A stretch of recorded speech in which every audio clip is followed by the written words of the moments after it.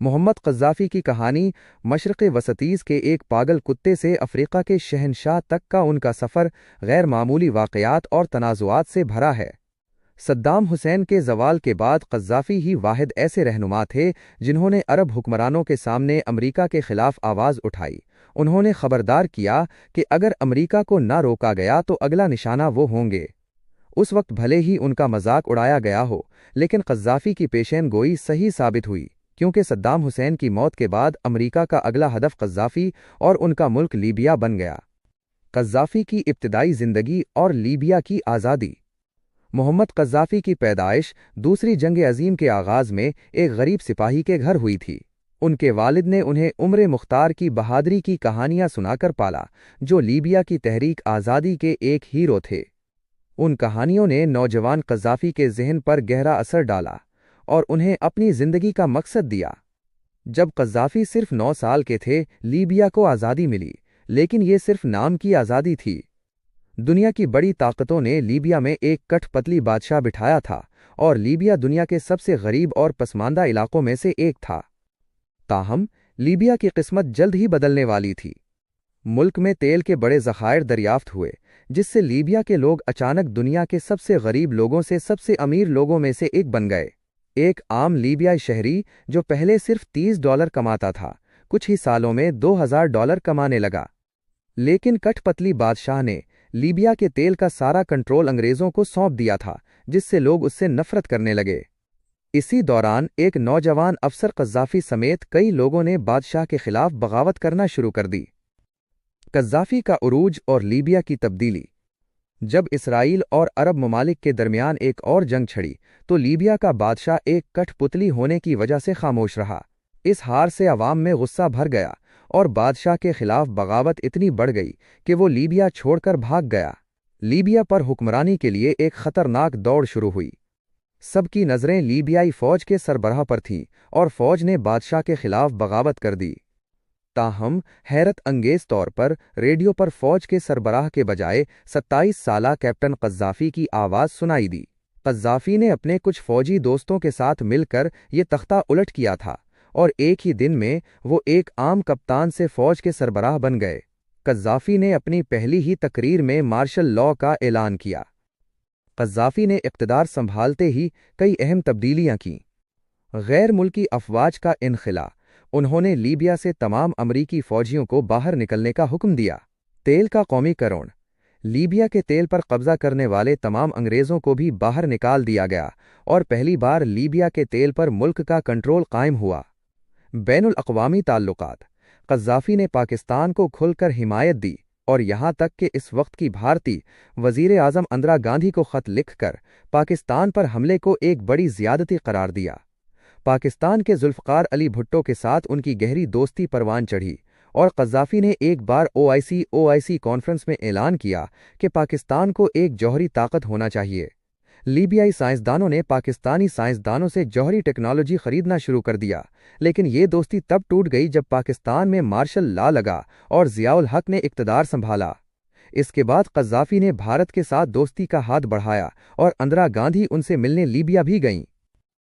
اسرائیل امریکہ تصادم اور لیبیا کی ترقی۔ پاکستان بھارت جنگ کے کچھ عرصے بعد عرب اسرائیل جنگ چھڑ گئی، جس میں عرب ممالک ایک بار پھر بری طرح ہار گئے۔ قذافی نے واضح طور پر عرب رہنماؤں سے کہا کہ اسرائیل کو ہرانا ناممکن ہے جب تک امریکہ اس کے ساتھ ہے۔ انہوں نے محسوس کیا کہ امریکہ کی سب سے بڑی کمزوری تیل ہے۔ قذافی نے سعودی بادشاہ شاہ فیصل کے ساتھ مل کر امریکہ کو تیل بیچنے پر پابندی لگا دی، جس سے تیل کی قیمتیں آسمان کو چھونے لگیں۔ قذافی نے اس نئے دولت کا استعمال کرتے ہوئے لیبیا کو ایک امیر اور جدید ملک بنانا شروع کیا۔ رہائش اور نقل و حمل۔ جن لیبیائی لوگوں کے پاس گھر نہیں تھا، انہیں مفت میں نئے گھر دیے گئے اور اگر کوئی لیبیائی کار خریدنا چاہتا تھا تو قذافی کی حکومت آدھی قیمت ادا کرتی تھی۔ سماجی امداد۔ شادی کرنے والے نوجوان مردوں کو تقریباً 1 کروڑ روپے دیے جاتے تھے۔ ثقافتی منصوبے۔ قذافی نے پیغمبر محمد صلی اللہ علیہ وسلم کی سوانح عمری پر مبنی سب سے بڑی فلم دی میسج کی تیاری کے لیے لاکھوں ڈالر دیے، جسے کوئی اور اسلامی ملک بنانے کو تیار نہیں تھا۔ انہوں نے فلم کے لیے بڑے سیٹ بنوائے اور اپنی فوج کے جوانوں کو جنگ کے مناظر فلمانے میں مدد کرنے کے لیے بھیجا۔ इन कारनामों ने قذافی کو عرب اور مسلم دنیا میں ایک بڑا رہنما بنا دیا۔ سعودی عرب کے شاہ فیصل کے قتل کے بعد قذافی عرب دنیا کے سب سے مقبول رہنما بن گئے۔ انہوں نے اپنی مشہور گرین بک لکھی اور عربوں کے لیے ایک نئے نظام کا اعلان کیا۔ صدام حسین سے تعلقات اور امریکہ سے تصادم۔ صدام حسین کے صدر بننے کے بعد انہوں نے امریکہ اور عرب رہنماؤں کے کہنے پر اپنے پڑوسی ملک ایران پر حملہ کر دیا۔ تمام عرب رہنماؤں نے صدام حسین کا ساتھ دیا سوائے قذافی کے۔ قذافی نے واضح طور پر صدام حسین سے کہا کہ وہ صرف امریکہ کے کہنے پر بے گناہ مسلمانوں کو مار رہا ہے۔ صدام نے قذافی کو ایک سخت جواب بھیجا جس میں اس نے توہین آمیز الفاظ کا استعمال کیا۔ اس کے جواب میں قذافی نے لیبیا سے ایران کی مدد کے لیے اسلحہ اور ڈالر بیچنا شروع کر دیا۔ جب امریکہ اس جنگ میں کود پڑا اور ایران پر حملے کیے جس میں ایک مسافر طیارے کو بھی میزائل سے اڑا دیا گیا تو کچھ عرصے بعد امریکہ کا ایک مسافر طیارہ بھی اڑا دیا گیا۔ تفتیش میں پتہ چلا کہ اس حملے کا ماسٹر مائنڈ ایک لیبیائی پروفیسر تھا اور امریکہ نے اس کا سارا الزام قذافی پر ڈالا۔ اس سے پہلے بھی قذافی نے کچھ ایسی حرکتیں کی تھیں جیسے لندن میں لیبیائی سفارت خانے کے سامنے مظاہرین پر فائرنگ جس میں ایک برطانوی پولیس افسر کی موت ہو گئی تھی۔ جرمنی میں امریکی فوج پر بم حملے کے بعد امریکہ نے قذافی کو سبق سکھانے کا فیصلہ کیا۔ امریکی صدر رونالڈ ریگن نے قذافی کو مشرق وسطی کا پاگل کتا کہا اور انہیں مارنے کے لیے فائٹر جیٹ بھیجے۔ ان حملوں میں قذافی کی گود لی ہوئی بیٹی ہانا قذافی کی موت ہو گئی۔ امریکہ نے لیبیا پر بڑے پیمانے پر پابندیاں لگائیں جس سے لیبیا کی معیشت تیزی سے گرنے لگی۔ اس مشکل وقت میں صرف نیلسن منڈیلا نے قذافی کا ساتھ دیا، تاہم پابندیوں کی وجہ سے لیبیا کی معیشت گرتی رہی۔ قذافی کا زوال اور لیبیا کا مستقبل۔ قذافی کی بڑھتی عمر اور بگڑتی صحت نے انہیں پلاسٹک سرجری کرانے پر مجبور کیا جو ایک بڑی غلطی ثابت ہوئی اور ان کے چہرے کو مزید بگاڑ دیا۔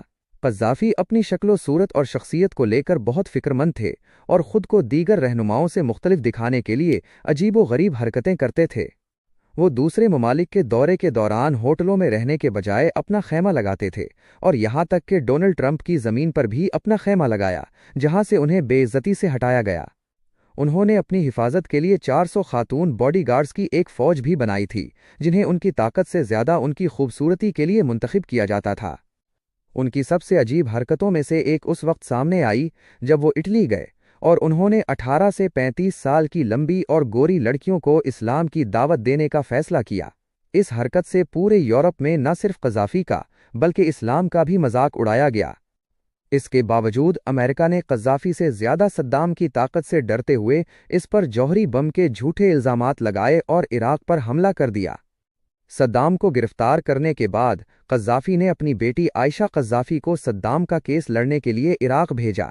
جب انہیں پتہ چلا کہ صدام کو پھانسی ہو کر رہے گی تو قذافی نے خفیہ طور پر صدام کو جیل سے بھگانے کی کوشش کی لیکن ان کے منصوبوں کا پتہ چل گیا اور صدام کو فوری طور پر موت کی سزا سنا کر مار دیا گیا۔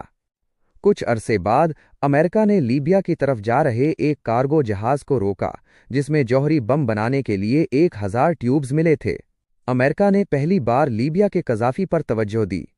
صدام کی تباہی کو دیکھنے کے بعد قذافی نے خود کو پوری طرح سے بدل دیا اور اعلان کیا کہ لیبیا کبھی بھی جوہری بم بنانے کی کوشش نہیں کرے گا۔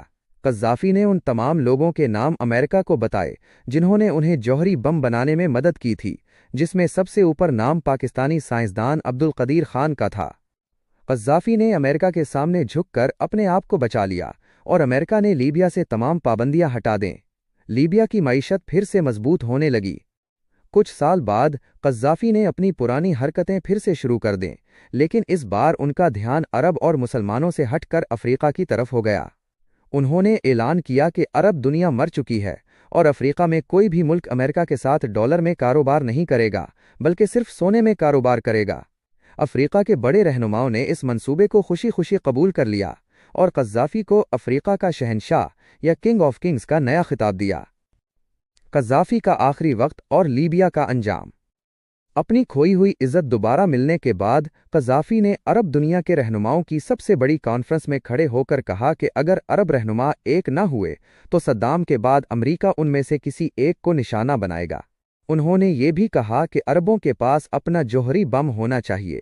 अगले साल उन्होंने सऊदी बादशाह किंग अब्दुल्ला से कहा कि वो अमरीकी कठपुतलियां हैं और अरब दुनिया के सच्चे रहनुमा वही हैं। किंग अब्दुल्ला ने उन्हें जवाब दिया कि तुम्हारी कब्र तुम्हें बुला रही है। क़ज़्ज़ाफ़ी ने अपनी 40 साल की हुक्मरानी में पहली बार अमरीका का दौरा किया, जो उनका पहला और आखिरी दौरा था। अक़वाम मुत्तहिदा की कॉन्फ्रेंस में, जहां हर रहनुमा को 15 मिनट का वक्त दिया गया था, क़ज़्ज़ाफ़ी 90 मिनट तक बोलते रहे। उन्होंने सलामती कौंसिल को शैतान की कौंसिल कहा, अक़वाम मुत्तहिदा के चार्टर का एक हिस्सा फाड़ दिया और अक़वाम मुत्तहिदा के रहनुमा के मुंह पर फ़लस्तीन मसले के हल के बारे में लिखी अपनी किताब फेंक दी। इन हरकतों से क़ज़्ज़ाफ़ी की मौत का वक्त बहुत करीब आ चुका था। ट्यूनिस में शुरू होने वाले अरब बहार के बाद लीबिया के पड़ोसी ममालिक ट्यूनिस और मिस्र में हुक्मरानों को हटा दिया गया। अमेरिका ने आहिस्ता आहिस्ता लीबिया के लोगों को क़ज़्ज़ाफ़ी के खिलाफ भड़काना शुरू कर दिया। क़ज़्ज़ाफ़ी ने उन बगावतों को रोकने के लिए अपनी फ़ौज को हज़ारों लीबियाई लोगों को मारने का हुक्म दिया और वो जंग जीत रहे थे। लेकिन अमेरिका को ये मंजूर नहीं था और उसने बागियों की मदद के लिए अपने फाइटर जेट से क़ज़्ज़ाफ़ी और उनके ख़ानदान पर हमले किए, जिसमें उनके 2 बेटे और पोते पोतियां मारे गए। अमरीकी जहाज़ों और मिसाइलों ने क़ज़्ज़ाफ़ी की राजधानी को इतना तबाह कर दिया कि उनकी सारी फ़ौज ख़त्म हो गई। क़ज़्ज़ाफ़ी ने अपनी बेटी को आखिरी बार अपने पास बुलाया और उसे लीबिया छोड़ने के लिए कहा। क़ज़्ज़ाफ़ी खुद अपने एक बेटे के साथ कई बख्तरबंद गाड़ियों में गायब हो गए। नेटो का एक फाइटर जेट लीबिया के सहरा के ऊपर से गुजर रहा था जब उसने 75 बख्तरबंद गाड़ियों का एक बड़ा काफिला देखा। अमेरिका के ड्रोन्स ने क़ज़्ज़ाफ़ी के काफिले पर हमला करना शुरू किया और 11 गाड़ियों के तबाह होने के बाद क़ज़्ज़ाफ़ी और उनका बेटा अपनी गाड़ी से उतरकर भागने लगे। क़ज़्ज़ाफ़ी एक नाली के पाइप में छुप गए, लेकिन उन्हें बागियों ने बाहर निकाल लिया। क़ज़्ज़ाफ़ी, जो एक वक्त में किंग ऑफ किंग्स थे, अपने ज़िंदगी की भीख मांगने लगे। बागियों ने क़ज़्ज़ाफ़ी को उनकी मशहूर सोने की पिस्तौल से गोली मार दी। क़ज़्ज़ाफ़ी की मौत की खबर सबसे पहले अमरीका ने जारी की, जिसके बाद बराक ओबामा ने दुनिया के सामने क़ज़्ज़ाफ़ी की मौत का ऐलान किया। कई साल बाद ओबामा ने लीबिया को तबाह करने को अपनी सबसे बड़ी गलती करार दिया। क़ज़्ज़ाफ़ी की मौत के बाद बागियों ने उनके और उनके बेटे के लाशों को लीबिया के बाजार के दरमियान एक बड़े फ्रिज में रखा ताकि पूरी दुनिया उनकी लाश को देख सके। क़ज़्ज़ाफ़ी को मारना अमेरिका की एक बड़ी गलती थी, जिसे आज सब मानते हैं। क़ज़्ज़ाफ़ी के मरते ही लीबिया में एक बड़ी जंग छिड़ गई, जिसमें 10 लाख लीबियाई मारे गए। लीबिया की मईशत पूरी तरह से तबाह हो गई और जो एक वक्त में दुनिया का सबसे जदीद इलाका था, आज अमेरिका के हमलों की वजह से दुनिया का सबसे खतरनाक इलाका बन गया है। इस तरह क़ज़्ज़ाफ़ी की बात बिल्कुल सही साबित हुई कि सद्दाम के बाद अगला निशाना वही होंगे। आज दुनिया में सिर्फ 3 ऐसे रहनुमा हुए हैं जिन्होंने अमरीका की आंखों में आंखें डालें: सद्दाम हुसैन, मोहम्मद क़ज़्ज़ाफ़ी और सऊदी बादशाह किंग फैसल। हम उम्मीद करते हैं कि आपको हमारी ये वीडियो बहुत पसंद आई होगी। अगर ऐसा है तो बराह करम इस वीडियो को लाइक करें और मज़ीद वीडियोज़ के लिए हमारे UR इफ़ेक्ट चैनल को सब्सक्राइब करना न भूलें।